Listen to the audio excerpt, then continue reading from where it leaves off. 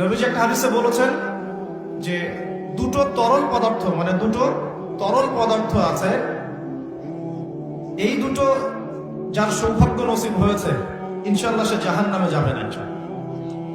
আরেকটা হচ্ছে দুটো দাগ যার শরীরে আছে সেও ইনশাআল্লাহ তাআলা জাহান্নামে যাবে না। এক নাম্বার দুটো তরল কি? একটা হচ্ছে গায়ের রক্ত। যে ব্যক্তি আল্লাহ পাকের দ্বীনের জন্য রক্ত দিয়েছে, আল্লাহ পাকের দ্বীনের জন্য, দুনিয়ার জন্য না, আল্লাহর দ্বীন প্রতিষ্ঠার জন্য যে সংগ্রাম করেছে, রক্ত ঝরেছে, এই যে রক্তের ফোঁটা মাটিতে পড়ার আগেই তার সমস্ত গুনাহ মাফ করে দেওয়া। যেমন উহুদের যুদ্ধে সাহাবীরা যুদ্ধ করেছেন না, বদরের যুদ্ধে সাহাবীরা যুদ্ধ করেছেন না, তাদের রক্তের ফোঁটা মাটিতে পড়ার আগেই সমস্ত গুনাহ আল্লাহ মাফ করে দিয়েছে। আরেকটা তরল পদার্থ হচ্ছে অশ্রু, চোখের পানি।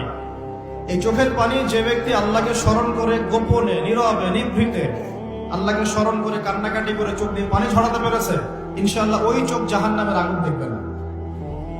খুশি হন নাই? এখন যুব সমাজ কি আল্লাহর জন্য কাঁদে না গার্লফ্রেন্ডের জন্য কাঁদে? হ্যাঁ, গার্লফ্রেন্ডের জন্যই কাঁদে। এখন যুব সমাজ গার্লফ্রেন্ডের স্মরণে কাঁদে, আল্লাহর স্মরণে খুব কমই কাঁদে। আর সেই গার্লফ্রেন্ড তো আপনার সাথে কবরে যাবে নাকি? যাবে?